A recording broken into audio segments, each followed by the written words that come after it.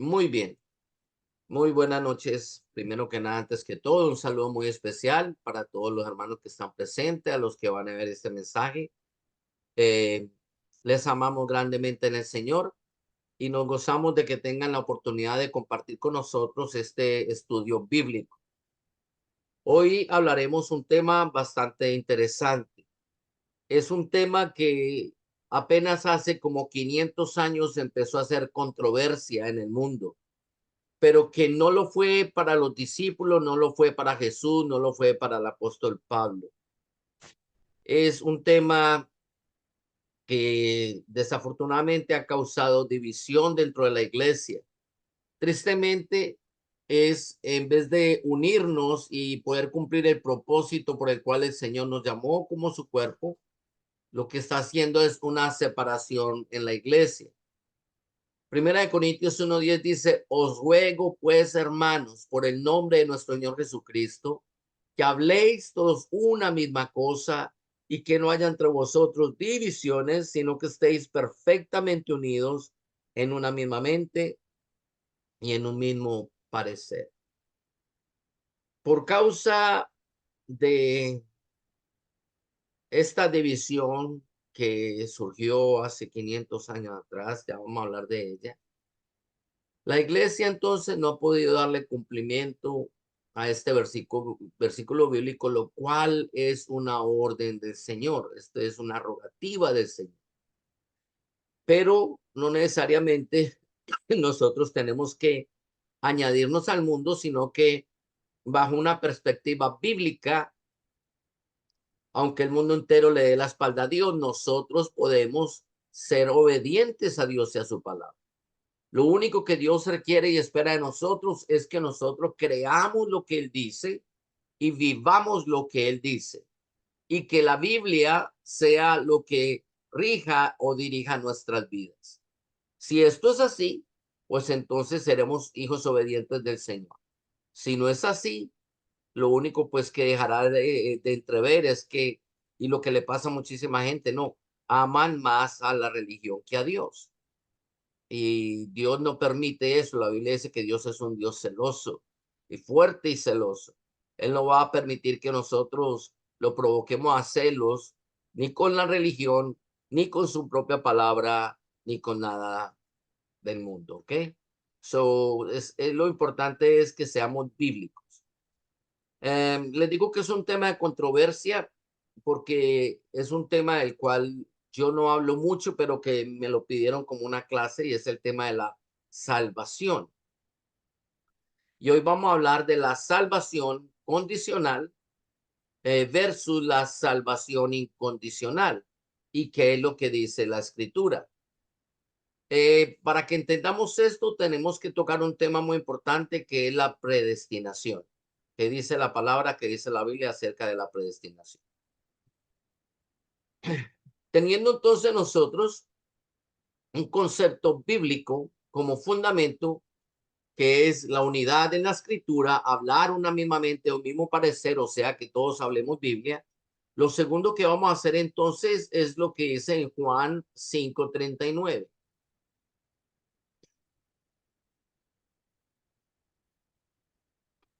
Es escudriñar las escrituras, dice la palabra. En ninguna parte de la Biblia dice que debemos leer la Biblia, sino escudriñar la Biblia. La Biblia dice entonces, escudriñad las escrituras porque a vosotros parece que en ellas tenéis la vida eterna y ellas son las que dan testimonio de mí. Es interesante que no solamente la Biblia da testimonio de Jesucristo, sino que Jesucristo da su propio testimonio a través de la Biblia. Él es Dios. Entonces, lo que él dice es lo que se debe hacer porque esa es su última palabra como hombre y como Dios. Él es Dios. Dice la escritura en Tito 2:13. Así que lo que él diga es determinante para nosotros los cristianos, tiene que ser. Y algo que Dios pide entonces es que escudriñemos la escritura. Si escudriñamos la escritura y retenemos la escritura, entonces de verdad que podemos hablar un mismo lenguaje y no va a haber división en nosotros, no van a haber separación en nosotros. Como introducción, entonces, también quiero traer a colación en Mateo capítulo 13.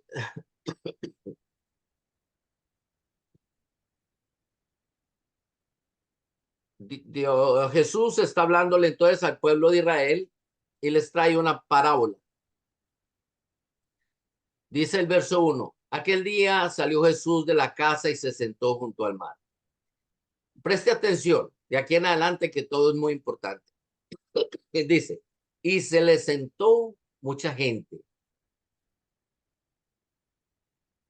Y se le juntó, perdón, y se le juntó mucha gente. Y entrando él en la barca, se sentó y toda la gente estaba en la playa. Y les habló muchas cosas por parábolas, diciendo, he aquí, el sembrador salió a sembrar y mientras sembraba parte de la semilla cayó junto al camino y vinieron las aves y la comieron.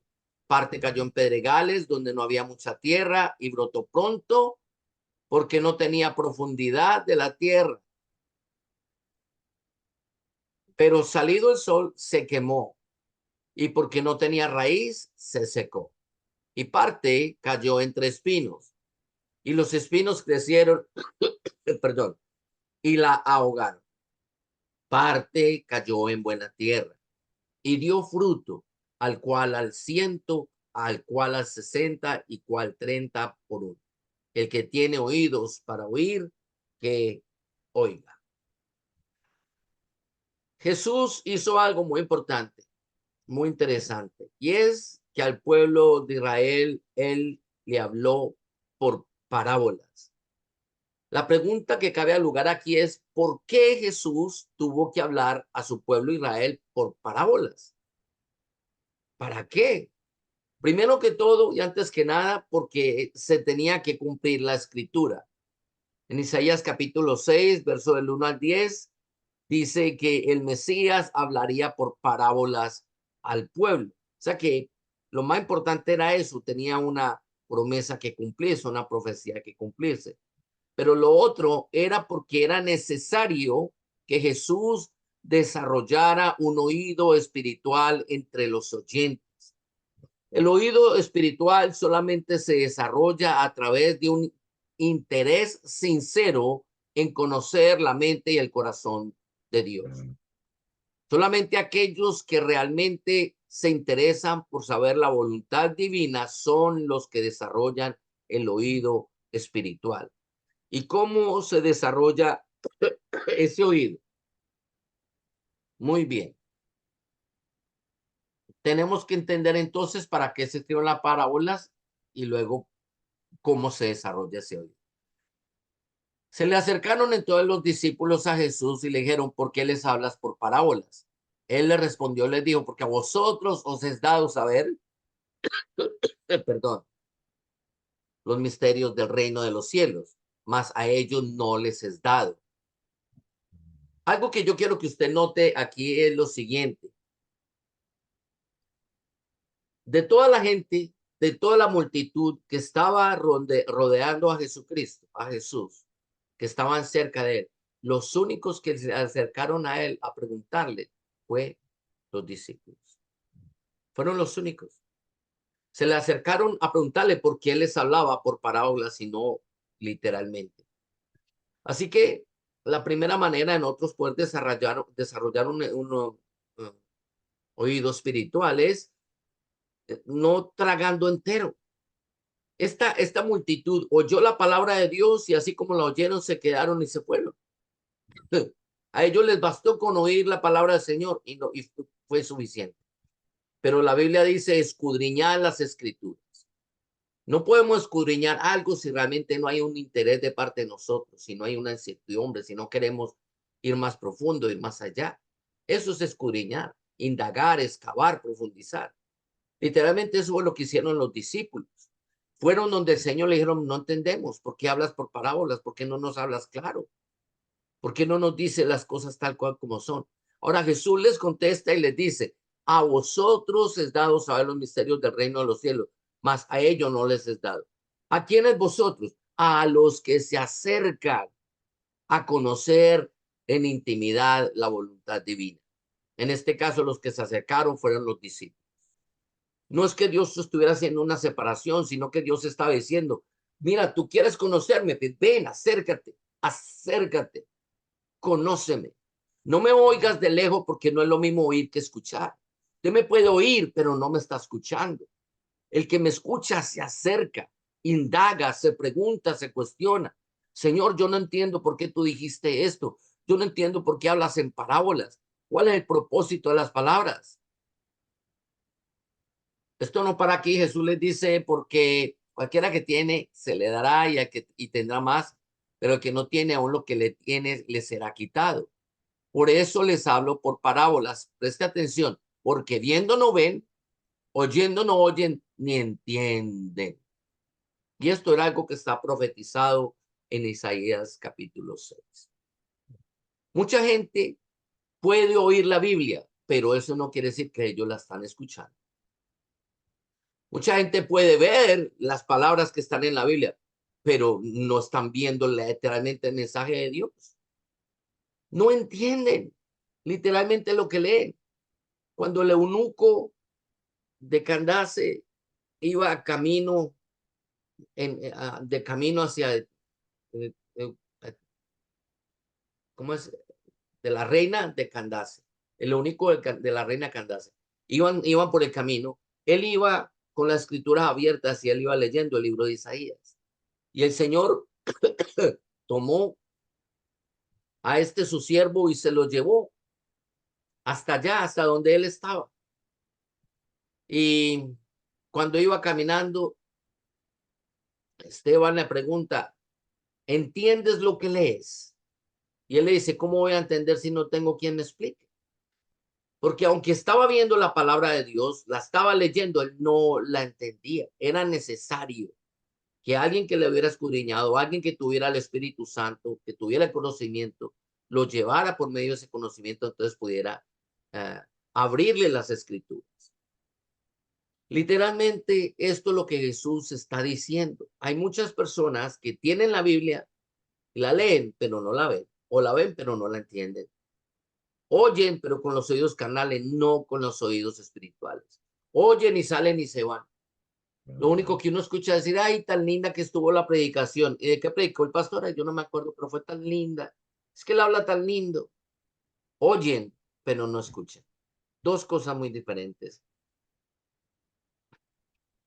A los que lo buscaron, les explicó literalmente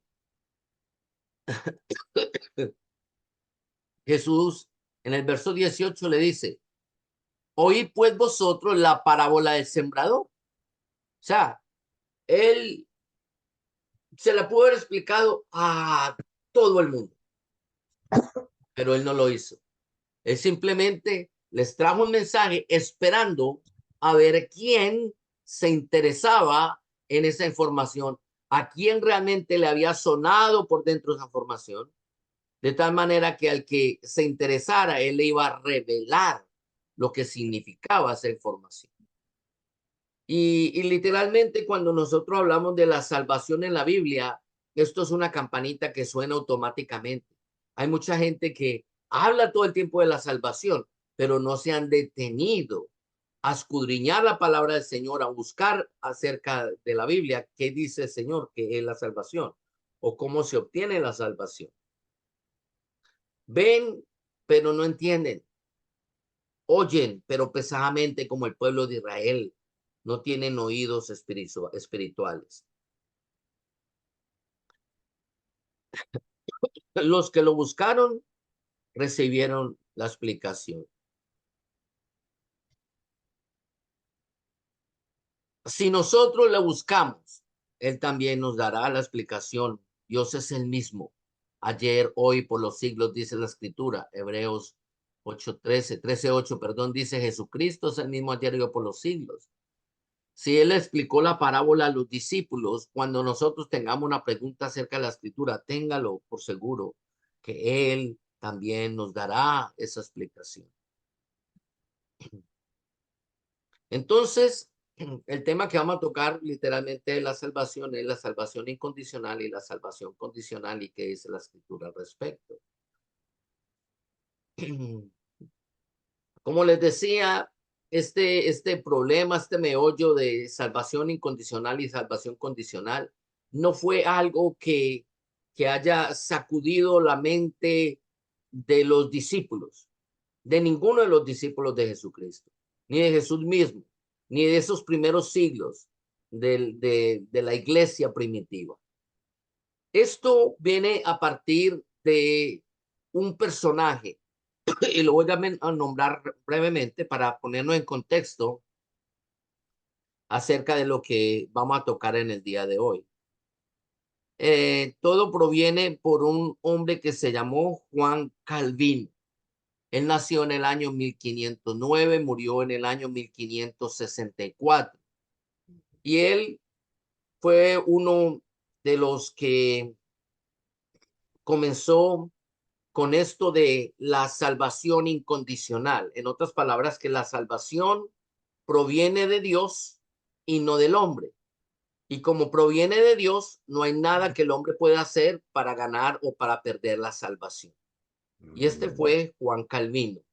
Estoy hablando de hace 500 años atrás, del 1564, cuando él murió.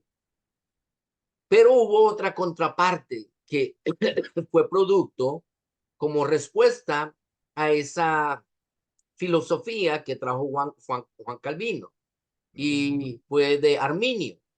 Arminio entonces nació en el 1560 y vivió hasta el 1609. Entonces, de 1509 a 1609, en 100 años, nosotros vemos que se levantan dos posiciones opuestas con respecto a la salvación. ¿Por qué digo opuestas? Porque Arminio era de los que decía que Aquí. la salvación depende única y exclusivamente del hombre y que no importa lo que Dios diga o no diga, solamente depende del hombre. O sea, que es el extremo opuesto. Y digo yo que ambos opuestos son viciosos, ¿no? Porque uno es demasiado extremista para un lado, ¿sí me entiende? Hablando del poder de Dios con respecto a la salvación, y el otro es Arminio hablando del poder del hombre con respecto a la salvación. Pero en la mitad nosotros nos quedamos con una incertidumbre. ¿Quién será? ¿Este tendrá la razón o este tendrá la razón? Para que comprendamos entonces que dijo Calvino, él trajo dos premisas. La primera que trajo entonces es que la gracia de Dios es irresistible para los electos. En otras palabras, que si Dios escoge una persona para salvación, no hay forma ni manera de que esa persona pueda resistir la gracia de Dios. Él va a hacer todo lo imposible para que esa persona se salve y esa persona se haga salvar, y el hombre no puede hacer absolutamente nada para resistir la gracia divina. Yo tengo un conflicto con esto muy grande. La segunda premisa que trajo, y es peor todavía, a mi parecer, ¿no? Es que Dios escoge a los que van a ser salvos. Y esto tiene una implicación, que si Dios escoge a los que van a ser salvos, entonces a los que no escoge, ¿qué va a pasar con ellos? Pues se van a perder. Y esto es algo terrible, ¿no? Esto es algo terrible porque lo primero que me viene a la cabeza es el Salmo 7:11. Preste atención.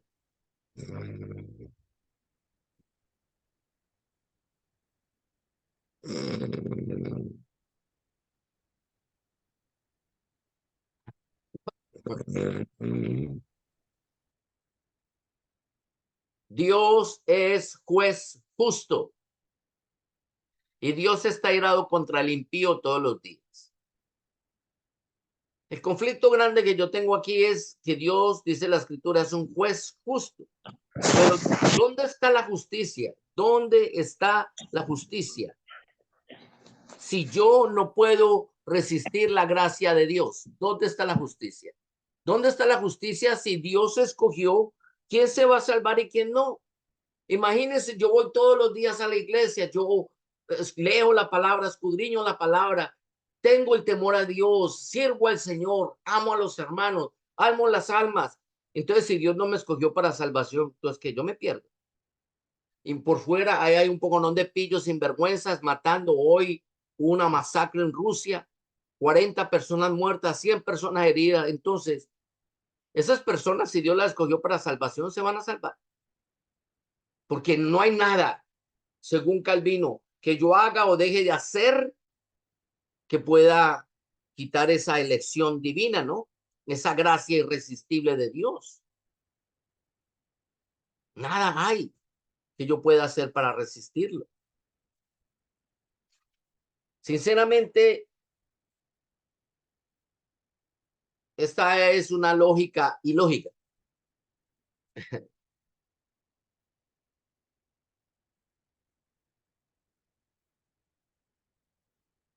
Entonces, según Calvino, la salvación y la perdición provienen de Dios.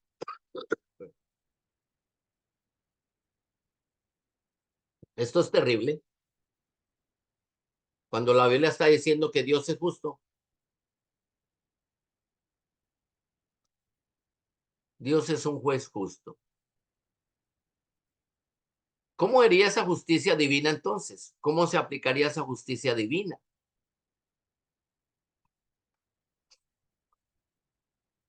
Armenio, por el contrario, entonces creía que el libre albedrío era una gracia muy fuerte, como una fuente de eterna redención. Él también creía que podía ser resistida por el hombre, pero según él decía que los creyentes escogían a Dios y no Dios a los hombres. Y abiertamente contradice la escritura, porque la Biblia dice literalmente que Dios nos amó primero. Primera Juan capítulo 4. Dios nos amó primero. Entonces sería una contradicción bíblica. O el otro extremo de esta información tan ilógica. ¿Qué podemos hacer nosotros al respecto en este dilema? ¿Cuál es la posición que tú y yo debemos tomar con respecto a este dilema? Tenemos dos posiciones que tomar.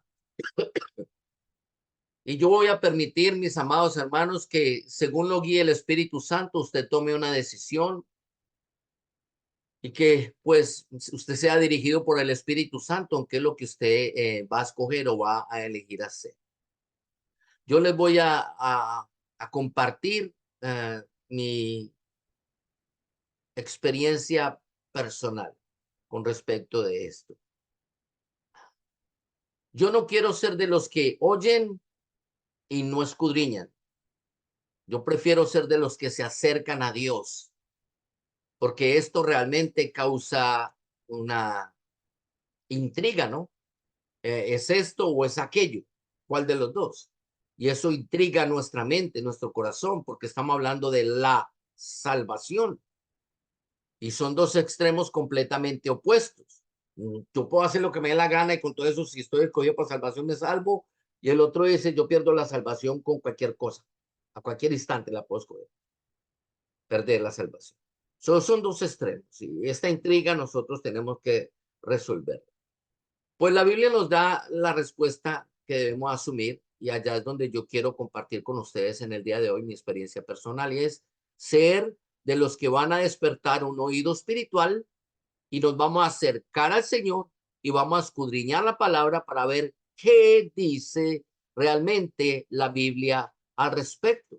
Porque no se les olvide que estamos hablando de dos corrientes de los hombres. Calvino era un hombre, Arminio era otro hombre. Y nuestra salvación no puede ni debe depender de opiniones personales, mucho menos de opiniones de los hombres, sino de la escritura. Así que esto es lo que quiero compartir con ustedes en esta noche, es qué dice la escritura. Todo comienza en el libro de los Efesios, el capítulo 1, versos 3 y 4, pero vamos a leer como manejando un carro en primera, muy despaciecito. Porque aquí fue donde está el meollo del asunto por el cual ellos tropezaron cada quien en su propia opinión. Verso 3 dice, bendito sea el Dios y Padre de nuestro Señor Jesucristo, que nos bendijo con toda bendición espiritual en los lugares celestiales en Cristo. Algo que yo quiero que notemos, primero que todo, es que el Padre Celestial ya nos bendijo, hablando del tiempo pasado, dice, con toda bendición espiritual, dice, en Cristo Jesús, nuestro Señor. Pero también dice otra cosa, dice, en los lugares celestiales con Cristo. Muy bien. Permítame, yo hago un gráfico, yo espero que todos alcancen a ver aquí el tablero.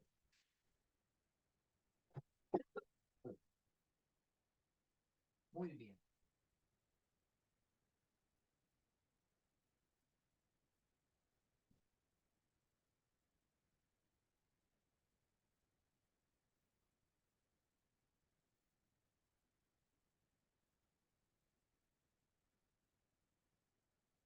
Entonces, la Biblia dice que el Señor nos bendijo con los lugares celestiales en Cristo Jesús.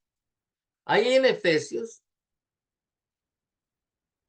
ahora vamos al capítulo 2, al verso 6. Efesios 2:6 dice, y juntamente con él nos resucitó y asimismo nos hizo sentar en los lugares celestiales con Cristo Jesús.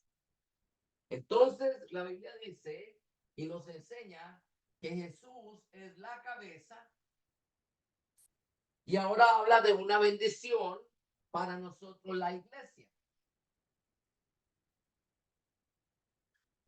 Pero ¿quién es la iglesia con respecto al cuerpo de Cristo? Pues valga la redundancia, ¿no? Es el resto del cuerpo. Perdón, yo busco un marcadorcito que ese no se va a ver mucho.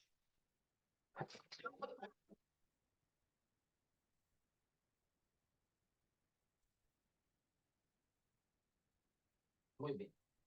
Entonces, si Cristo es la cabeza,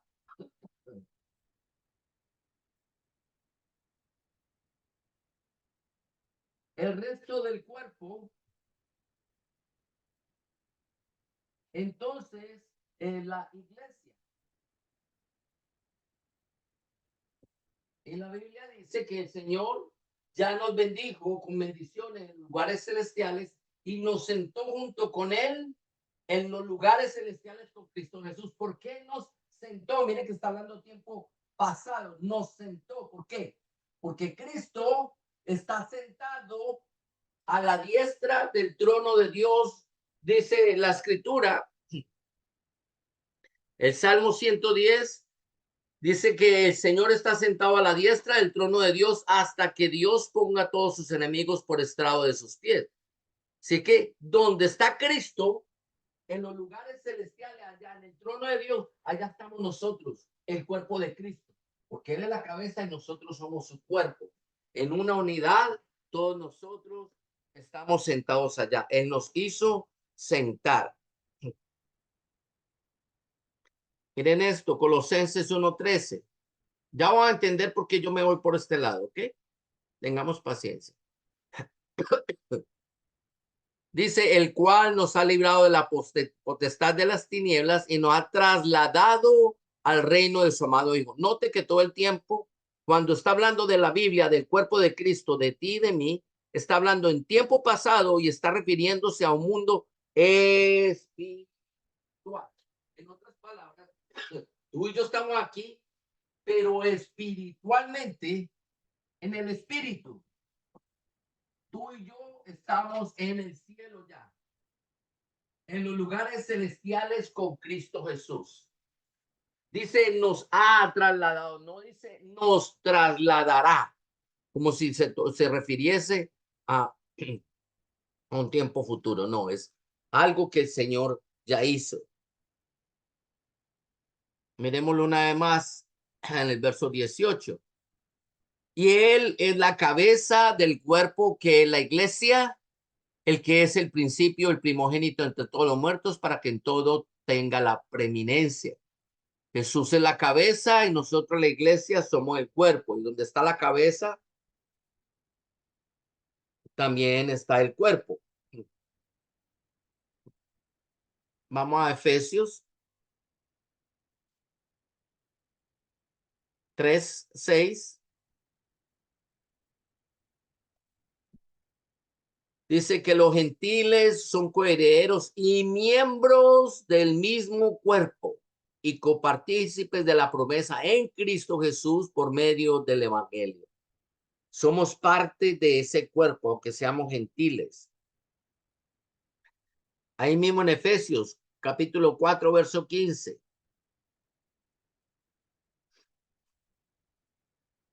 Sino que siguiendo la verdad en amor, crezcamos en todo aquel que es la cabeza, esto es Cristo. En la Biblia todo el tiempo, entonces cuando se habla de la iglesia, en la relación Cristo y la iglesia, se habla entonces de la cabeza y el cuerpo. Cristo la cabeza y la iglesia es el cuerpo. Y todo el tiempo se está hablando en esa misma relación bidireccional. Nosotros somos el cuerpo de Cristo y Él es la cabeza y Cristo es la cabeza y nosotros somos su cuerpo.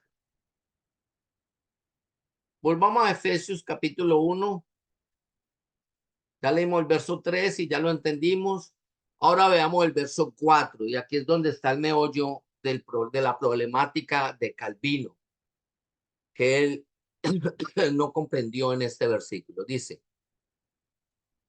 entonces, voy a leer el 3 una vez más. Dice, bendito sea Dios y Padre de nuestro Señor Jesucristo, que nos bendijo con toda bendición espirituales en los lugares celestiales de Cristo. Ya tenemos por qué, porque nosotros somos el cuerpo, Él es la cabeza, todos nosotros estamos allá, entonces la bendición ya es pasada, porque hace 2000 años ya Cristo subió al reino de los cielos espiritualmente. Cada cristiano ahora está en el reino de los cielos, hacemos parte de su cuerpo. Y aquí viene el meollo del asunto. Según nos escogió en Él antes de la fundación del mundo para que fuésemos santos y sin mancha delante de Él.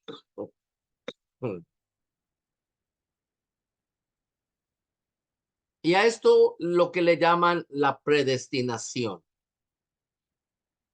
Pero tenemos que recordar que el Espíritu dice,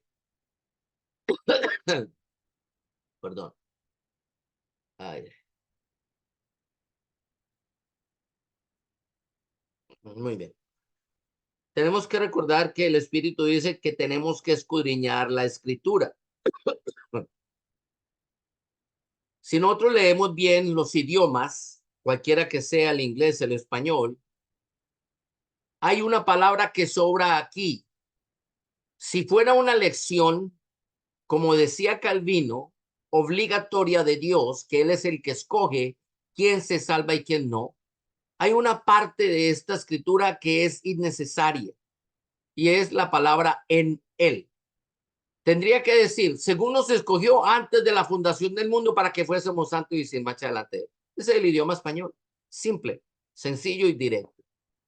Pero eso no es lo que dice. La Biblia dice, según nos escogió en Él.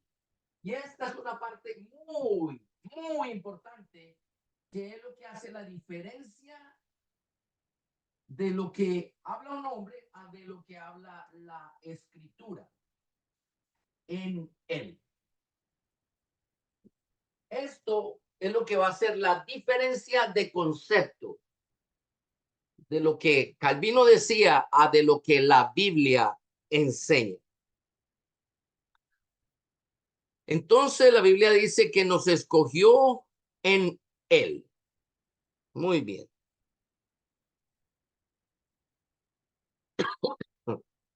Vamos a Filipenses 3:9.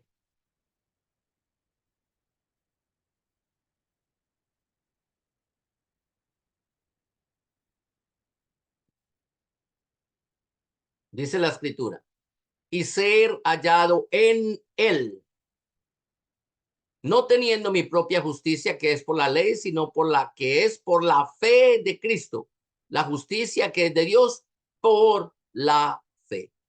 ¿Cómo entonces yo, el cuerpo de Cristo, cómo yo puedo ser hallado en él?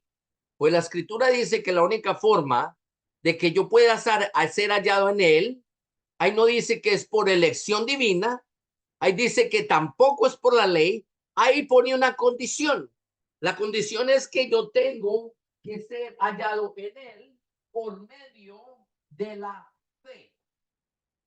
Oh, segunda palabra importante en esta noche, por medio de la fe.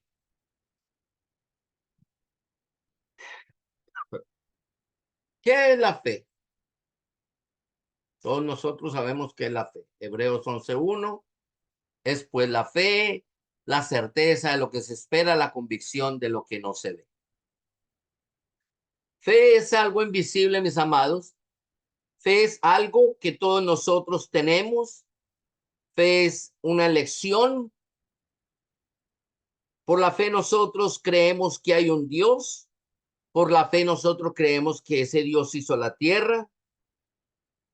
No estuvimos ahí, pero lo creemos por fe. Por fe creemos que la Biblia es la palabra de Dios, aunque no sabemos quién la escribió ni cuándo la escribió o que fue escrita por los hombres. Sin embargo, creemos por fe que la Biblia es la palabra de Dios y no de los hombres. Pero al mismo tiempo, la fe es algo muy importante y es libre albedrío.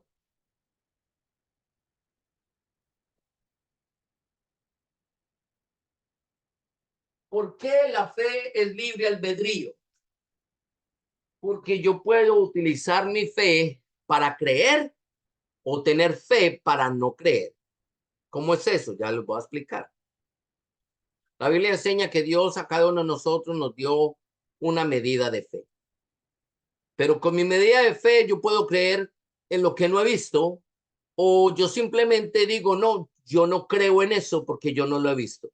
Al mismo tiempo que usted está diciendo que no cree en algo porque no lo vio, usted está creyendo en lo que usted está diciendo.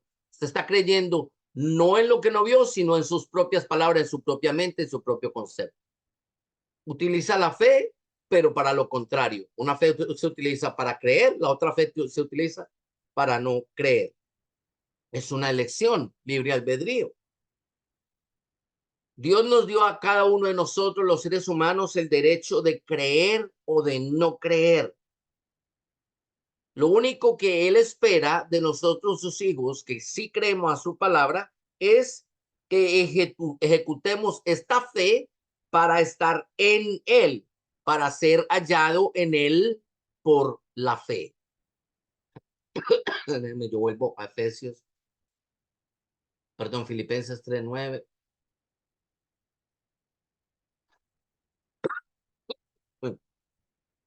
Entonces yo tengo que tomar esa decisión, utilizar mi libre albedrío para ser hallado en Él por la fe. Vemos entonces que esta elección que dice la escritura que Dios nos escogió en Él, tiene una condición, y es que para escogerme en Él, yo tuve que haber activado mi fe para creer en Él. Y por medio de yo activar esa fe, por medio de poner este principio sobre mi vida, entonces ahora yo soy hallado en Él por medio de la fe. Mire que la Biblia no dice ser hallado en Él por la elección de Dios. Ahí no dice eso. Dice ser hallado en Él por la fe. Es muy diferente.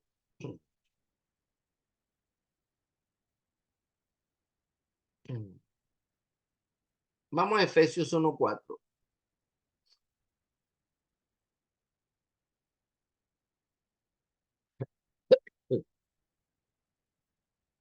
Es interesante cómo entonces la Biblia dice que nos escogió en Él. Dios entonces no hizo un escogimiento arbitrario. Este sí, este no, este sí, este no. No.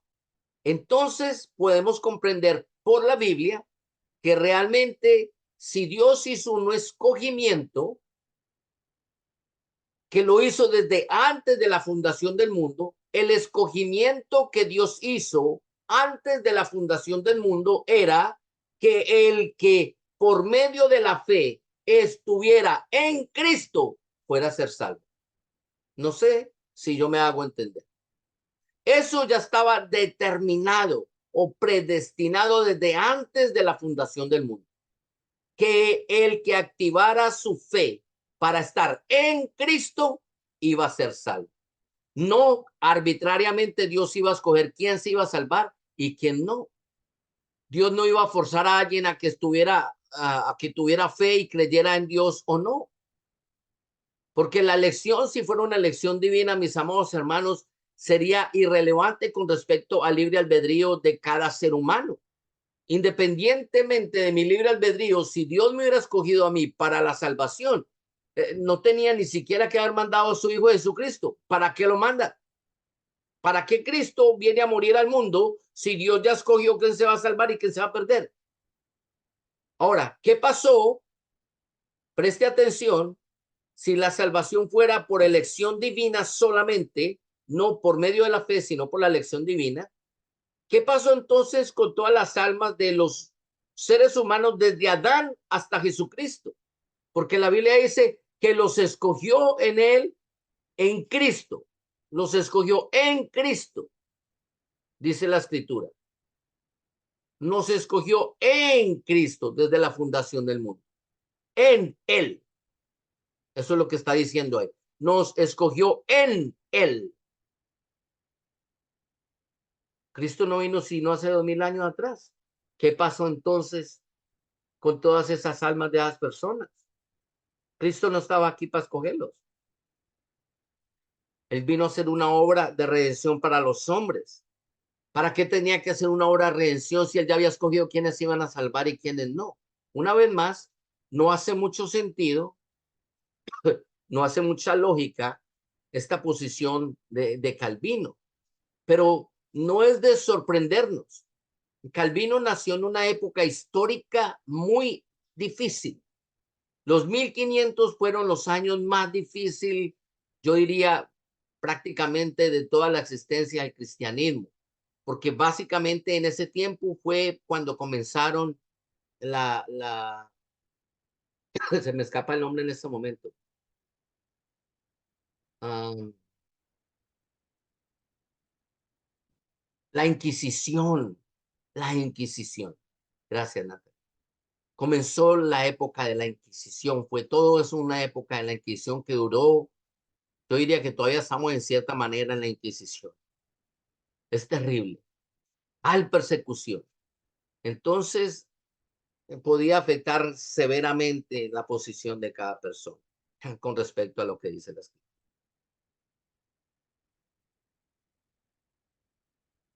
La escritura dice entonces que fuimos escogidos desde antes de la fundación del mundo, pero claramente dice que en él. Para estar en él, el ser humano tiene que activar su fe y tomar una decisión propia, una decisión individual, utilizar el libre albedrío. Y les tengo muchísimos ejemplos. Por ejemplo, Adán. Dios le dio la oportunidad a Adán, el libre albedrío, de que cogiera cualquier fruto del huerto. Le dijo, de un solo fruto del huerto no lo tomarás, uno solo. Del árbol de la ciencia del bien y del mal, dice, no comerás. Con todo y eso, Adán comió. Adán comió. Libre albedrío. Ahora, mi pregunta es, ¿y Dios se lo impidió?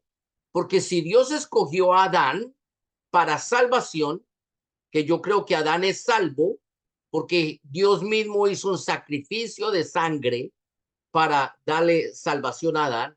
Entonces, si Dios escogió a Adán para darle salvación, ¿por qué no impidió que Adán comiera del árbol de la ciencia del bien y el mal y muriera espiritualmente.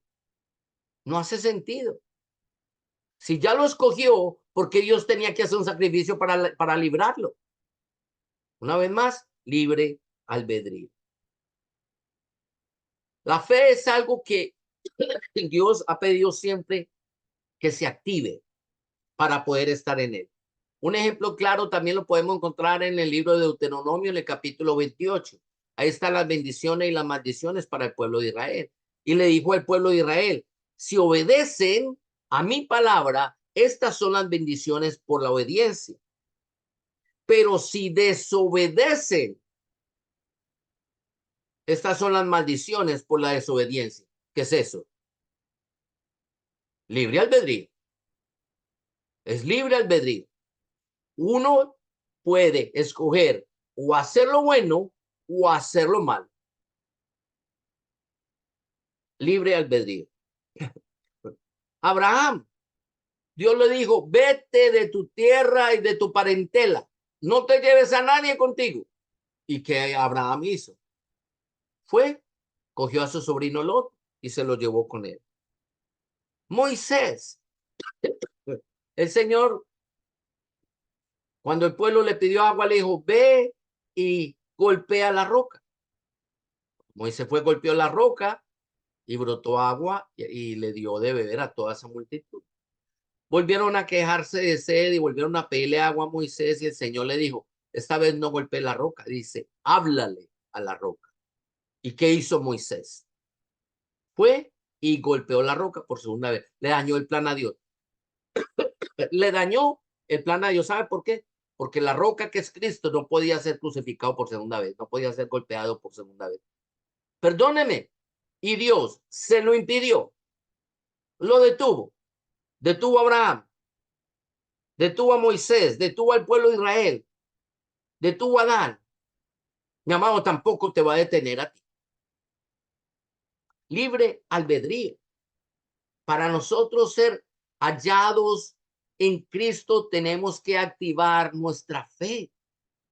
Dios predestinó que todos los que estuvieran en Cristo iban a ser salvos. Sí, eso está determinado desde antes de la fundación del mundo. Ese no es el problema. Calvino no lo entendió. El problema es que como hombre yo tengo que hacer para ser hallado en Cristo. Y esa no es una elección divina. Es mi elección porque eso se le llama libre albedrío. Yo tengo que activar mi fe en Cristo para ser hallado en él. Todos aquellos que no activan su fe en Cristo no pueden ser hallados en él. Claro como eso.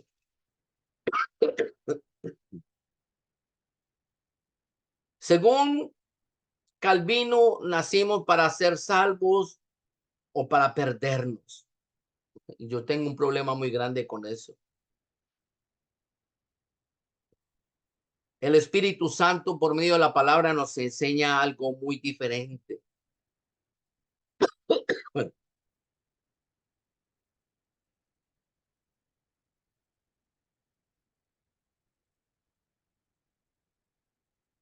gloria a Dios. Quiero que sepa, mi amado hermano, que Dios nunca le ha quitado el libre albedrío a ninguna persona. Búsquemelo en la Biblia, por favor, enséñeme. El libre albedrío nunca se le ha quitado a los seres humanos. Mi pregunta es, ¿dónde nosotros estamos utilizando el libre albedrío? ¿Para qué? ¿Para estar en Cristo o para rechazar a Cristo?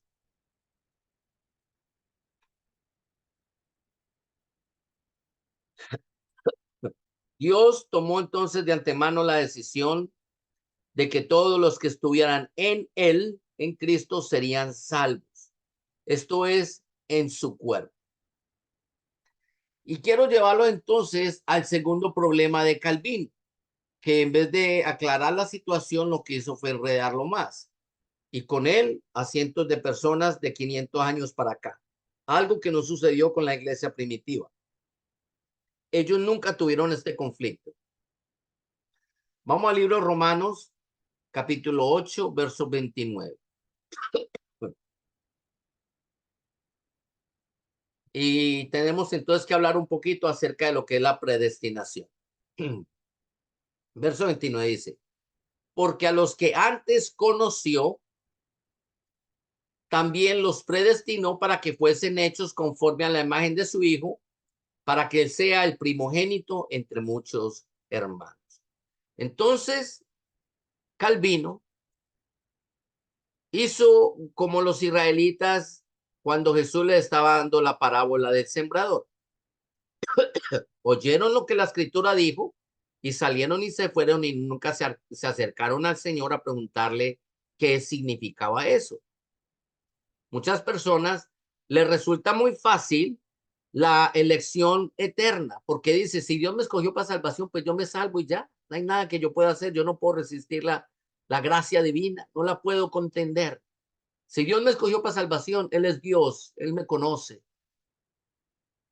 Y si me escogió para perdición, pues ¿qué puedo yo hacer? Él es Dios, Él me conoce. O sea, no hay justicia. La palabra justicia no cabe en esos términos ni en ese pensamiento. La palabra conformidad es una hipocresía. Yo no puedo decir que la gente sea conforme, eso no es conformismo, eso es hipocresía. A todos nos dolería un acto de injusticia. Usted va a un hospital mal herido, lo hacen esperar en la sala de emergencias por 3 horas y le dicen el doctor ya lo va a atender, ya el doctor la va a atender. A las 3 horas y media sale una enfermera y le dice, ay, no vaya para su casa que el doctor se fue a dormir. ¿Cómo usted se siente? Ofendido. Usted quiere reclamar sus derechos. Usted espera que alguien lo atienda, que alguien haga algo por usted. Usted se siente realmente en un acto de injusticia. Y esto es una suposición y ya nos molesta. Ahora usted imagínese nosotros ir a un juicio eterno y no sentir dolor ni sufrimiento por el destino de nuestra alma. Esto es un acto de injusticia. Por eso a mí esta información no me entra en la cabeza. El meollo del problema entonces está aquí. No escudriñaron, no se acercaron al Señor para saber qué significaba esto de predestinación. Dijeron, no, a unos ya los escogió, entonces ya están predestinados para salvación. Como les decía, según Calvino, él interpretó este versículo bíblico, como que Dios escogió a uno para ser salvo y a otros para perderse. Si es bueno, se va a perder, si es malo, se va a salvar, eso no importa. Esa es la lógica de Calvino.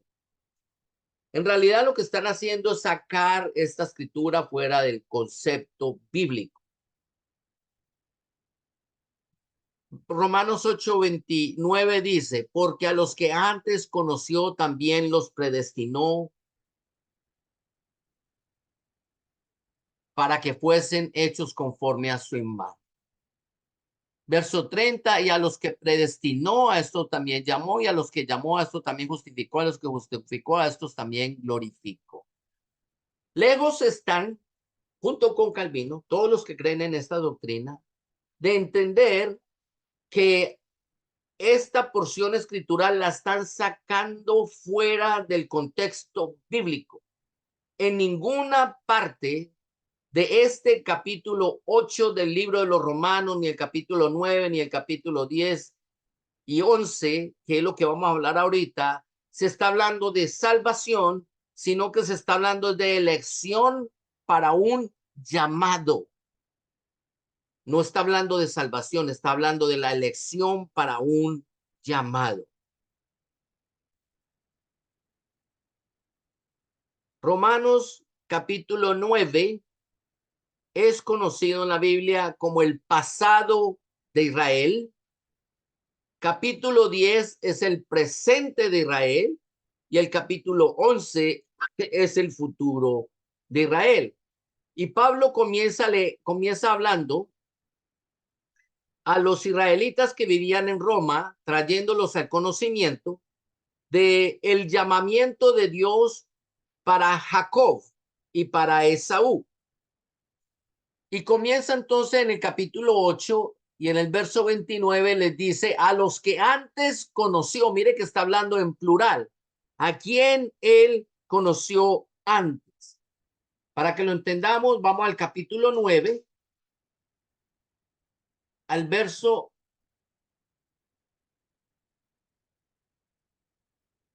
Ya que se me está cambiando. 9, verso 11. Y aquí la Biblia nos va a definir de quién entonces se está hablando en el capítulo 8, verso 29 y 30. Dice, verso 10, para ponerlo en contexto, y no solo esto, sino también cuando Rebeca concibió de uno de Isaac, nuestro padre, pues aún no habían nacido, ahora ya está hablando en plural, ni habían hecho ni bien ni mal, para que el propósito de Dios conforme a la elección permaneciese. Mire que todavía está hablando de la elección, no por las obras, sino por el que llama. Y se le dijo, el mayor servirá al menor, como está escrito, a Jacob amé, mas a Esaú aborrecí. Ay, santo. Muy bien. Miren esto, por favor.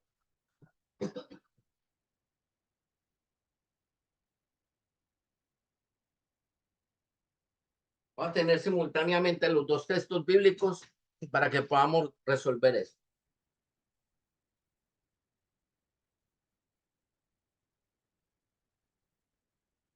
Nos vamos a dejar ahí en Romanos 9. Voy a leer una vez más Romanos 8. 8:29. Dice, porque a los que antes conoció también los predestinó. ¿A quién Dios conoció antes? Pues la escritura nos enseña en el capítulo 9, que es el pasado de Israel, que conoció a Abraham, y Abraham engendró a Isaac, y Isaac de Rebeca engendró a Jacob y a Esaú. A Jacob lo amó y a Esaú la Biblia dice que lo aborreció. Entonces dice en plural, a los que antes conoció también los predestinó para que fuesen hechos conforme a la imagen de su hijo, para que él sea el primogénito entre muchos hermanos. ¿Quién fue el primogénito de estos dos? Si Esaú nació primero. ¿Quién fue el primogénito? Jacob. Esaú. Pero espiritualmente, ¿quién fue el primogénito? Ah, fue Jacob, porque Jacob es el que, esto es para los hombres. Esaú fue el primogénito para los hombres, pero no para Dios. Espiritualmente, Jacob, espiritualmente hablando, fue el primogénito, porque Dios le cambió el nombre y le puso Israel. Entonces, este es el llamado para el pueblo de Israel.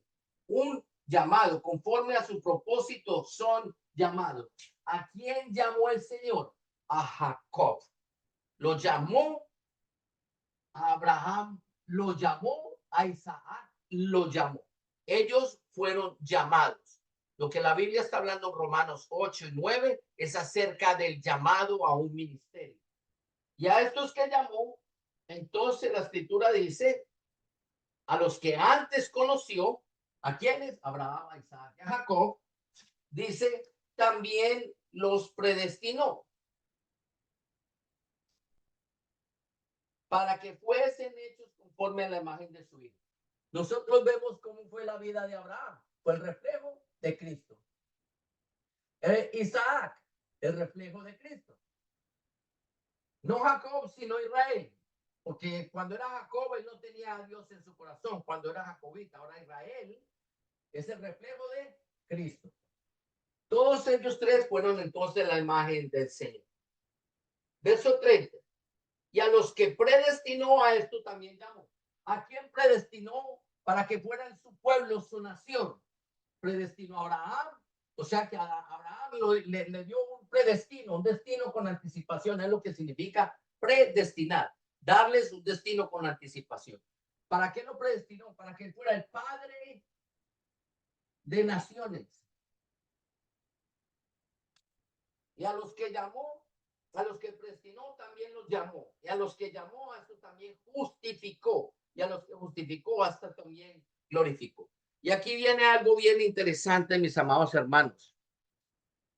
Algo que nosotros solamente podemos entender leyendo el libro de los Romanos completamente. Entonces tenemos que el capítulo 9 es el pasado de Israel. El capítulo 10 de los Romanos es el presente de Israel. Y el capítulo 11 es el futuro de Israel. En la Biblia dice que a los que antes conoció, entonces, ¿de dónde salió Israel? ¿De dónde salió Israel?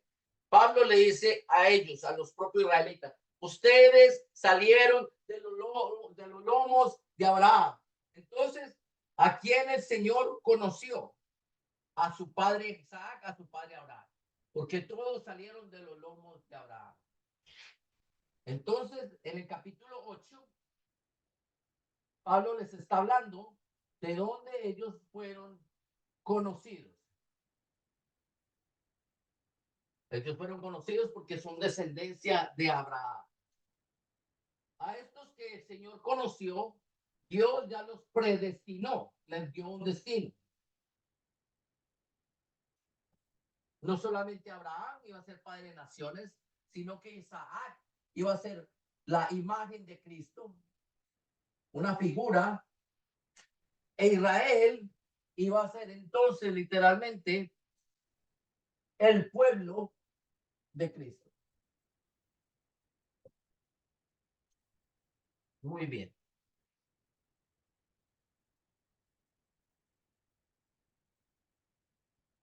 A estos que predestinó entonces, el Señor también los llamó. En el capítulo 9, Pablo le recuerda al pueblo de Israel que ellos fueron llamados a servir a Dios. Ese es el pasado de Israel. Ustedes fueron rescatados, ustedes fueron traídos. Los libró el Señor de allá de Egipto, de la esclavitud, con el propósito de servir a Dios. Ese es el llamado de ustedes. Ser reyes y sacerdotes en toda la tierra. El capítulo 11, entonces, habla del presente del pueblo de Israel. El presente era el momento donde Cristo ya había efectuado la justificación por los hombres.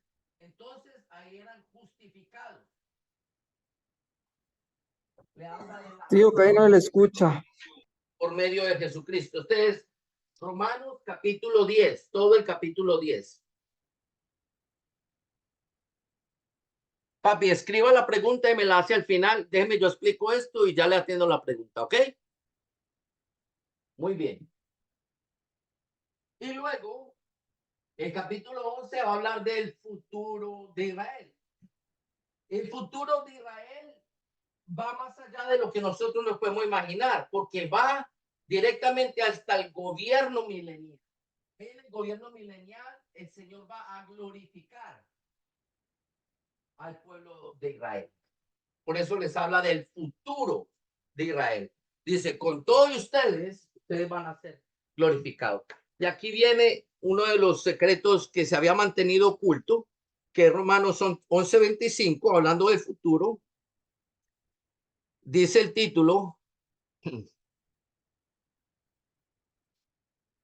miren esto, la restauración de Israel.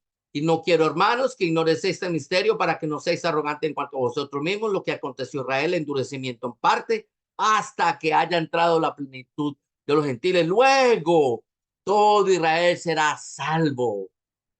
Como está escrito, vendrá de Sion el libertador que apartará a Jacob de la impiedad. Entonces, lo que hizo Calvino fue coger un versículo bíblico que nos cuenta la historia del pueblo de Israel, el llamado de Dios del pueblo de Israel. A Israel fue el que el Señor los conoció, los predestinó, los llamó, los justifica por medio de Cristo y los glorificará en tiempo futuro. Y está pensando que está hablando de salvación y que eso es para nosotros. Lo ponen entonces como si Dios ya escogió a unas almas para ser salvas, Dios escogió a otras almas para perderse eternamente, y a los que escogió para salvarse, los predestinó, los llamó, los justificó y también los glorificó. Una vez más, cogieron el libro de los Romanos y lo sacaron completamente fuera del contexto. Se los dije al principio, esto no fue un dolor de cabeza por 1500 años. Nunca en 1500 años la iglesia primitiva tuvo que contender contra dos pensamientos. Soy salvo, puedo hacer lo que yo pueda, lo que yo quiera hacer, la gracia irrefutable de Dios. Cada cosita que yo haga, yo voy a perder la salvación. El caso opuesto. Un periodo de 100 años exactico, 1509, 1609. Nacieron estos dos hombres y trajeron estas dos vertientes que realmente han separado la iglesia. En vez de unirnos, nos han separado. El propósito de Dios entonces era la elección para el pueblo de Israel. Habían dos niños en la barriguita de esta mujer y Dios los llamó a ellos no para salvación. Dios no está hablando de esos dos niños en esa barriga por hablar de salvación, sino por la elección, por la predestinación. Dios había destinado, predestinado que uno de esos dos niños que estaba dentro de esa barriga iba a ser la nación, su pueblo, su nación. Iba a dar cumplimiento a la promesa de Abraham. En Abraham iban a ver la multitud y eso era por medio de esta promesa.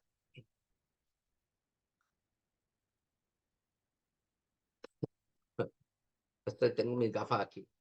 Muy bien.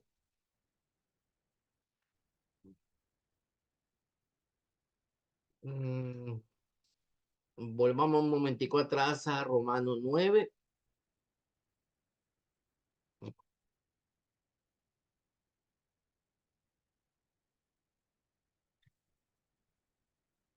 Vamos a leer en el verso que sigue. Habíamos leído el verso 11 y 12 y 13, porque Dios conforme a la amenaza, pues aún no había nacido, ni habían hecho ni bien ni mal, para que el propósito de Dios conforme a la elección permaneciese, no por las obras, sino por el que llama, y se le dijo, el mayor servirá al menor, como está escrito, a Jacob amé, mas a Esaú aborrecí. ¿Qué pues diremos? ¿Que hay injusticia en Dios? Ninguna manera. Pues a Moisés dice, tendré misericordia el que yo tenga misericordia y me compadeceré el que yo me compadezca. Así que no depende de quién quiere ni el que corre, sino el que Dios tiene misericordia. Entonces lo más chistoso es que siguen utilizando estos mismos versículos bíblicos para hablar de que Dios tiene todo el poder, lo cual él tiene, pero que él utiliza ese poder para elegir quién se va a salvar y quién se va a perder. Yo puedo tener misericordia de que yo tenga misericordia. ¿Quién le va a poder decir algo al Señor? No, mi amado, una vez más estamos hablando de la elección del pueblo de Israel. Dios no es injusto porque escogió a Jacob y no a Esaú. Conforme al llamamiento de Dios para el ministerio, recuerde esto, la Biblia es la línea mesiánica de Jesucristo, la vida del Mesías. Dios estaba escogiendo por medio de quién se iba a prolongar esta línea mesiánica que había comenzado desde el principio con Adán, luego con Enos, obviamente con Abel, pero Abel lo mató Caín. Luego se levantó Enos, y cuando Enos vino al mundo, los hombres comenzaron a buscar a Dios. Y de ahí para adelante Dios fue buscando la descendencia de Jesucristo, uno por uno, para que esa línea llegara hasta nuestro Señor Jesucristo a la perfección. Entonces la elección era a quién yo escojo, no para salvación, sino para el propósito, para el llamado. Y él le dice a Moisés, yo voy a tener misericordia, el que yo tenga misericordia, me compadezca el que me compadezca. Es lo mismo que le está diciendo al pueblo de Israel. Si yo quiero escoger entonces a Jacob para que sea mi pueblo, ¿yo soy injusto por eso? No, yo soy Dios. Ustedes no son los que escogen. Esto no es del que quiere ni del que corra, sino del que Dios tenga misericordia. Otro versículo que literalmente Calvino no comprendió. Estaba hablando, era de un llamado, un llamado. No está hablando de la salvación. Ahí no hay mención de la salvación para nada. Está haciendo un llamado para el llamado. ¿Quién iba a ser el pueblo de Dios y quién no? Dios llamó a Jacob a un ministerio, no tiene nada que ver con la salvación. Dios sencillamente estaba delineando, trazando entonces el linaje del Mesías. Y el problema entonces que tuvo Calvino es el problema que seguimos teniendo muchos cristianos aún hoy en día, y es un problema de definición. El problema de definición es no poder comprender nosotros lo que significa la palabra predestinación. La gente le ha dado un concepto definitivo a la predestinación, pero la predestinación no es un concepto definitivo. Porque yo diga que algo está predestinado, no le estoy dando una definición. Así es, y punto, y se acabó. Para ponerles esto en un ejemplo más claro,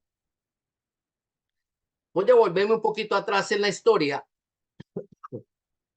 Por allá en los años 70 hubo un boxeador africano que era conocido como el Príncipe. Se hizo muy famoso.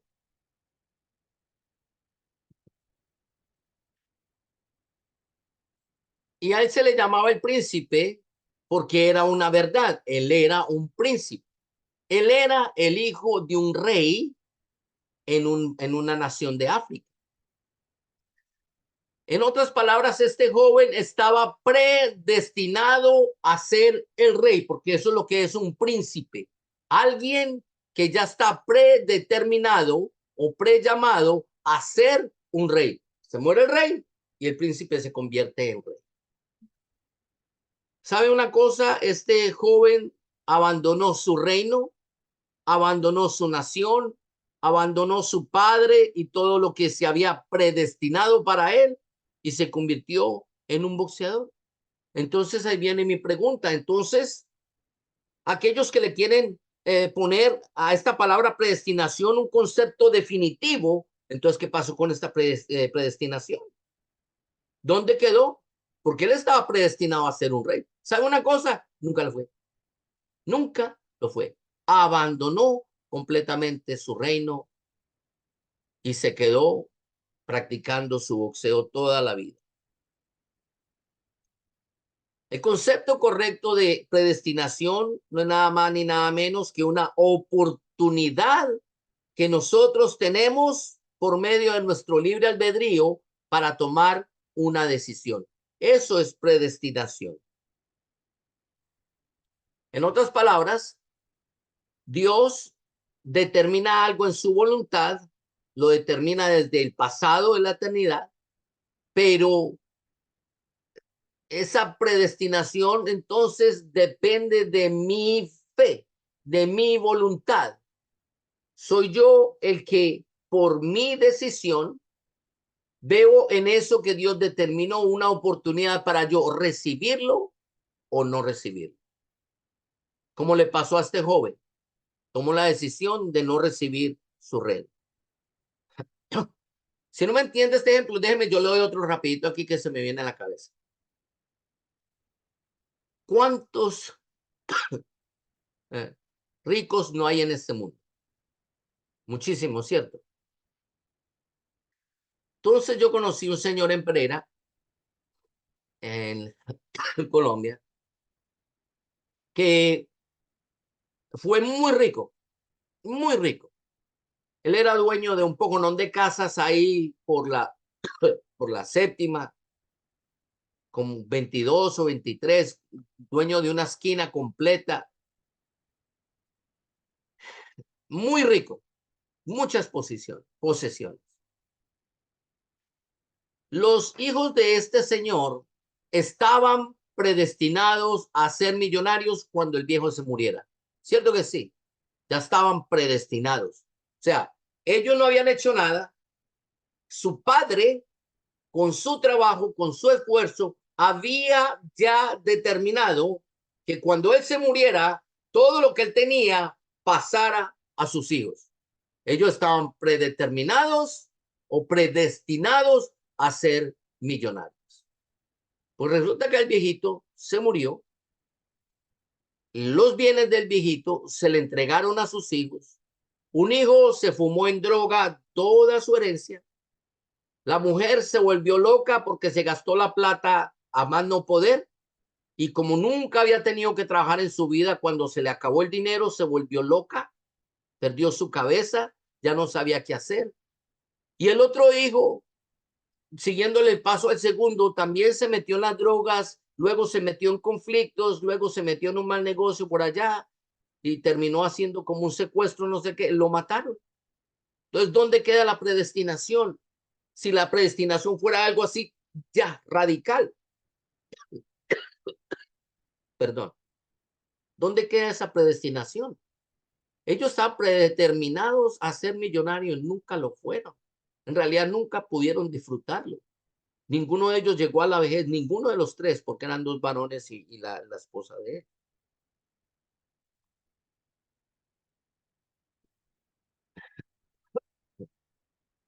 En la Biblia, mis amados hermanos, solo hay dos cosas que ya están predeterminadas. Esta es la única verdadera predeterminación. Esto sí está predeterminado. Esto delante de los ojos de Dios ya está decidido. Ya está decidido. Si hay algo que es real, es esto. Esto sí va a ser fijo. Juan capítulo 3, verso 18.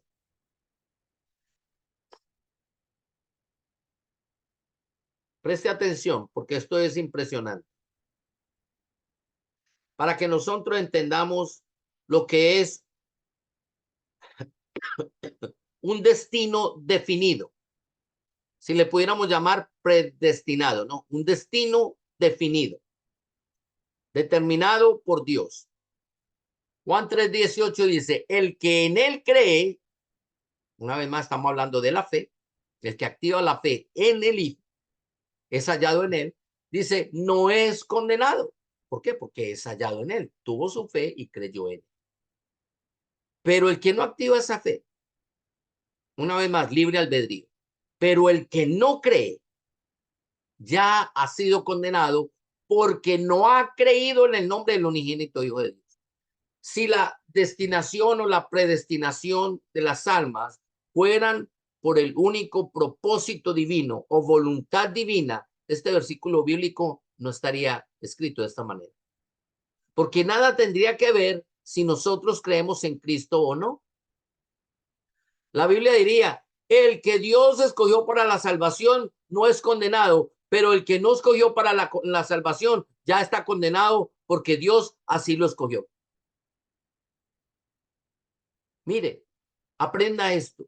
Sí, yo creo que ya lo sabe, pero se lo quiero recordar. Dios es un Dios de conceptos claros. Él habla claro, habla específico, él es definido. ¿Saben por qué? Porque es la única manera que él puede ser justo.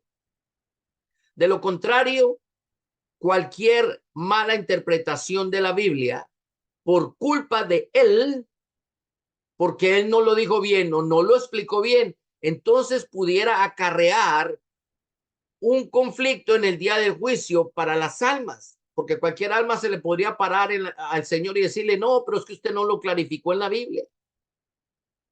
Pero sabe una cosa, si alguien no se va a parar de su silla en el día del juicio, se va a hacer el Señor. Él no se va a mover de esa silla. ¿Saben por qué? Porque él lo explicó todo específicamente en su palabra, claramente. Todos los conceptos son perfectamente definidos en la escritura. Lo único que Dios está esperando es que nosotros no solamente seamos oidores, sino que escuchemos y nos acerquemos a Él e indaguemos si algo no comprendemos. Él nos va a explicar el concepto. De tal manera que si en el día del juicio alguien se levanta y le dice, Señor, pero es que usted no lo dijo, la Biblia dice otra cosa, yo no entendí. El Señor dice, bueno, y si no entendió, ¿por qué no se me acercó? ¿Por qué no lo hizo? ¿Por qué todos los que estaban allá en la orilla del mar no se me acercaron a mí a preguntarme? ¿Por qué no lo hicieron? ¿Por qué nada más fueron los discípulos que nos dijeron, vea, ¿por qué nos habla en parábolas? ¿Por qué no nos dices claramente qué es lo que querías decir? El Señor no se va a negar, Él lo va a explicar. El Señor lo está explicando claramente en el día de hoy. El que cree es salvo, está en el cielo. El que no cree, una vez más estamos hablando de fe, es condenado, está en el infierno. Esto es libre albedrío, esto no es una estipulación. Bajemos más al verso 36. Vuelve el Señor, el Espíritu Santo, y lo repite para el que no lo entendió. Vuelve y dice, el que cree. Ahí no dice el que Dios escogió. Ser hallado en él significa que yo tengo que aplicar mi fe. Esto no es por voluntad de Dios, esto es por voluntad humana, mi libre albedrío. El que en él cree, el que cree en el Hijo tiene la vida eterna, pero el que rehúsa creer en el Hijo no verá la vida, sino que la ira de Dios está sobre él.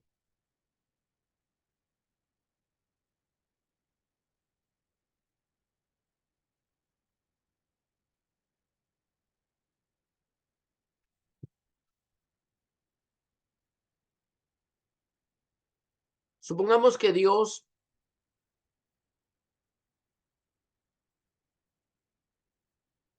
es como un avión que está predeterminado para salir a las 8 de la mañana. Ese avión ya está predeterminado. Sale el sábado a las 8 de la mañana. Quiere decir que si usted va un sábado a las 8 de la mañana, el avión que va para Rusia ya está ya esperando por la gente. Según Calvino, la salvación es incondicional. En otras palabras, Dios va a escoger a quienes van a subir, a quién va a subir a ese avión y a quién no. Ahí no es necesaria la fe. Una vez más, a Dios no se le puede resistir. O sea que con fe o sin fe, yo no lo puedo resistir. Yo tengo que hacer lo que Él dice y punto, se acabó. Pero esto es algo que se sale fuera de la realidad, porque hoy en día tenemos muchísimos aviones en los aeropuertos que ya están predestinados a un destino. Perdone la redundancia, ¿no? Ya están determinados a ir a un destino. Y usted va al aeropuerto, está lleno de aviones, están esperando por toda la gente que va a montarse en los aviones a ese destino. Pero esta es la diferencia entre lo que es la salvación condicional y la incondicional. La incondicional fue lo que dijo Calvino, no depende de lo que usted diga, haga o piense. Pero la Biblia enseña es una salvación condicional. ¿Cuál es la condición? La fe para los cristianos. En el aeropuerto, que tú compres el ticket. No compre el ticket para que vea que usted pueda estar en el aeropuerto a las 8 de la mañana en el avión para Rusia y usted no lo va a subir. Está predeterminado. Está predeterminado. Ahí está esperando, pero no te dejan subir. Es una condición. ¿Cuál es la condición? Compre el ticket. Eso es obrar por medio de la fe. Después de que compre el ticket, tiene que ir desde su casa hasta el aeropuerto, o sea, el desplazamiento. Después de que se desplace, usted tiene que creer por fe, tiene que tener fe de que cuando usted salga de su casa, ese avión realmente esté parqueado allá en la sala donde él va donde tú vas a abordarlo de irse. Y que ese avión va a salir a la hora que tú dijiste. Y lo otro que tienes que hacer es entregar el ticket y montarte en el avión. A eso se le llama, perdónenme por la comparación, no, pero eso es una salvación condicional. Dios ha determinado la vida eterna para los seres humanos, pero a él pone condiciones. La primera condición es ser hallado en él. ¿Cómo yo soy hallado en Cristo? ¿Cómo yo soy hallado en un avión? Teniendo el ticket, habiendo aceptado la sangre preciosa de nuestro Señor Jesucristo. ¿Cómo yo también activo esa fe? Creyendo a Dios y a su palabra. Si yo no creo a Dios y a su palabra, sino que yo creo a la palabra de los hombres, yo estoy metido en un gran problema. ¿Saben por qué? Vamos a mirarlo por la escritura. Juan capítulo 12. Perdón. Déjeme, yo lo busco, Juan. Ah,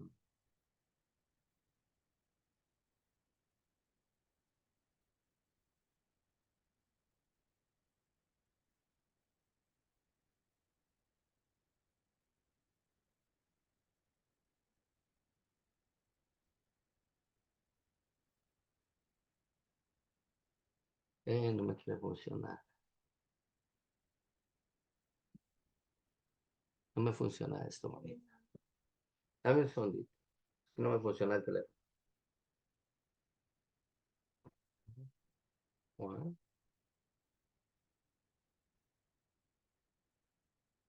muy bien. Juan 12:48.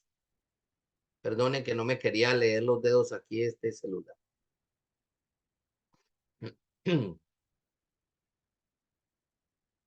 Juan 12:48. Esta es la salvación condicional, esta es la condición. Dice, el que me rechaza y no recibe mis palabras, tiene quien le juzgue. La palabra que ha hablado, ella le juzgará en el día postrero. Una vez más, si Dios escogiera quién se salva y quién no se salva, y Él me escogió a mí para salvación, pero yo toda mi santa vida lo rechazo y yo lo rechazo y lo rechazo y lo rechazo, porque no importa lo que yo haga, la obra 100% de Dios, 100% de Jesucristo, incondicional para el hombre, incondicional. Entonces, ¿qué pasa con este versículo bíblico? Porque cuando Dios habla de juicio, no es juicio para salvación. El día postrero, mi amado, si usted va a la escritura, es el juicio del gran trono blanco y es un juicio completa y absolutamente de condenación. Es solamente para condenación. Entonces, ¿qué pasa con este versículo bíblico? ¿Qué haríamos con él?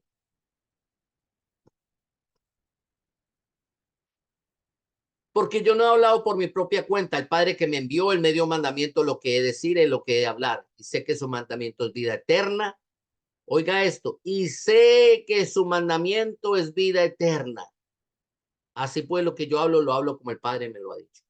Si el mandamiento de Dios es vida eterna, óigame esto, por favor. Si el mandamiento de Dios es vida eterna, ¿por qué nosotros estamos escuchando a los hombres y no estamos escuchando a Dios? ¿Por qué nosotros los hombres nos desviamos por las doctrinas de los hombres? Y haciendo eso, estamos desobedeciendo a la palabra que Jesucristo ya habló, palabra que nos va a juzgar a nosotros en el día postrero y nos va a presentar delante de Dios como desobedientes.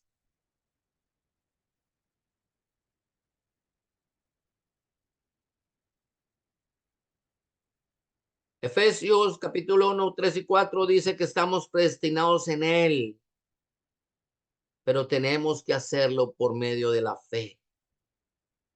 Esto no es una decisión de Dios, esto no es una lección de Dios, esta no es la voluntad de Dios, mi amado. La fe es de cada uno de nosotros y se activa por medio del libre albedrío. O creo o no creo. Si creo, soy salvo. Si no creo, me pierdo. Recuerde que Romanos, por ejemplo, 8:29 habla acerca de un llamado. Y aún esta predestinación de la cual habla Efesios es un llamado. Y si todos nosotros entendemos que es un llamado, es esto, tocar una puerta, eso es un llamado, toc, toc, toc, toc, toc. Y esto tiene dos opciones. Una es, si yo creo que están tocando, voy a abrir la puerta. Si yo no creo que están tocando, aunque toquen, yo no abro la puerta. O abro o no abro, o lo recibo o no lo recibo, o soy salvo o no soy salvo. Esta es la condición, que yo tengo que activar mi fe en Jesucristo, dice la escritura.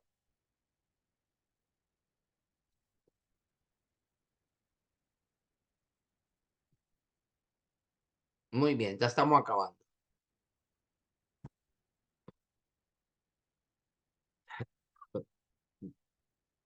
Permítame, yo les hago una figurita aquí rápido.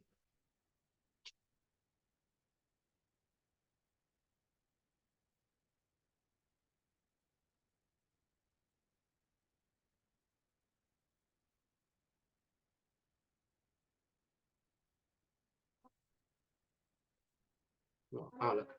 Muy bien.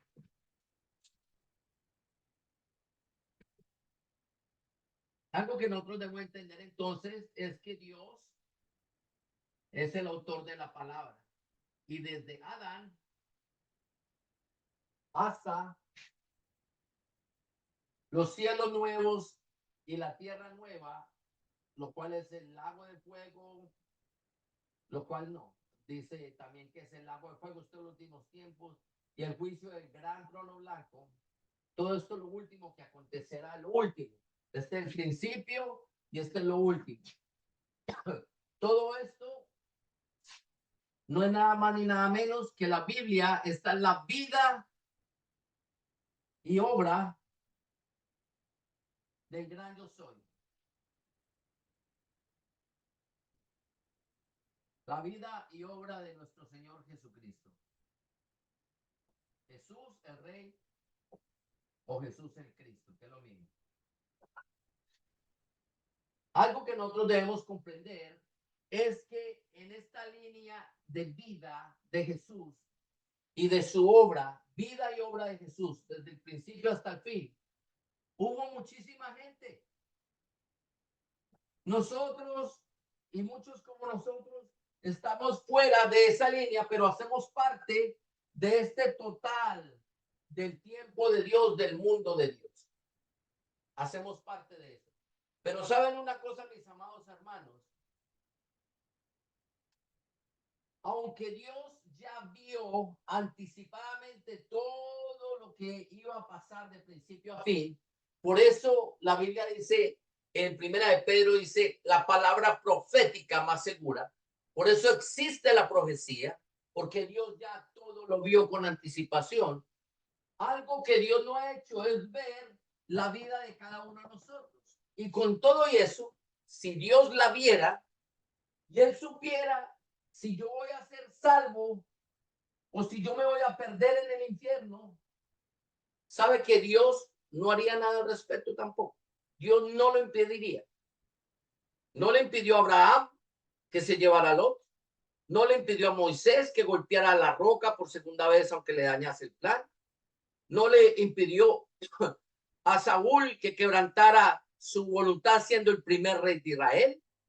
No le impidió a Salomón perderse con las mujeres, con los vicios, con todo lo que él quisiera practicar, no se lo impidió. Mi amado, él no nos lo va a impedir a nosotros. No hay tal cosa como una gracia irresistible. No existe tal cosa. No hay tal cosa, mi amado hermano. Si hubiera sido algo irresistible, Moisés no hubiera golpeado la roca. Le hubiera hablado como el Señor se lo pidió. Si la palabra de Dios realmente fuera irresistible, entonces Abraham no se hubiera llevado a Lot.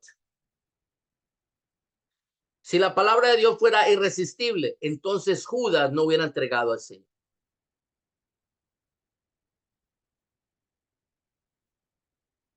Libre albedrío. Libre albedrío. Toda esa gente, todos nosotros que hemos vivido fuera de esta Biblia, pero en el mismo tiempo histórico, mi amado, tenemos el libre albedrío. La Biblia solamente habla de la vida de Jesús. Pero Dios no nos para sabiendo que nosotros podemos hacer o el bien o el mal. Él no nos lo impide. Dios no nos detiene aunque sepa que nuestra alma se va a perder por una eternidad. Él no nos para. Tampoco nos detiene si vamos a ser salvos y pecamos. Él no nos para. Adán pecó, Dios no lo paró.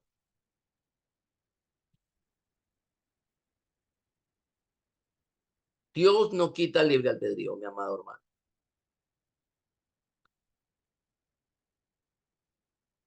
Se me acabó el tiempo por hoy. No quiero extenderme más. Esta es la primera clase. Con Calvino entonces vino un concepto que se conoce como salvo siempre salvo. Yo espero que usted se conecte en la próxima clase, el próximo viernes, Dios de por medio, si el Señor lo permite, porque quiero terminar trayendo este concepto, ¿no? Acerca de la teoría de los hombres. Una vez más, por favor, tenga mucho cuidado a quien usted presta su oído, a dónde usted va a dirigirse, a las teorías de los hombres o usted va a ir a la palabra del Señor. Porque cuando hablamos de predestinación, esos son los únicos versículos bíblicos que habla de predestinación y como ya los vimos, como lo estudiamos, nada tenía que ver con respecto a la salvación. Está hablando acerca de la elección del pueblo de Israel, de un llamado a un ministerio. Entonces, hablaremos del otro concepto de salvo siempre salvo. Quiere decir que Calvino, bajo su interpretación, fuera del contexto bíblico, trajo una enseñanza terrible, terrible para la iglesia, para el cuerpo de Cristo.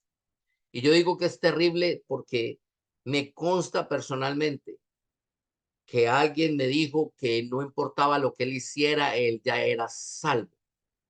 Y me habló de la práctica de un pecado terrible delante de los ojos de Dios.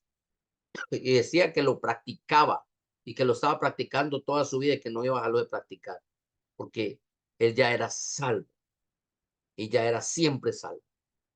Y esto es algo que la Biblia no enseña.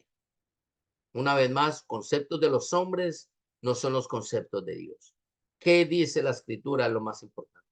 No quisiera cortarlo así como tan vagamente, ¿no?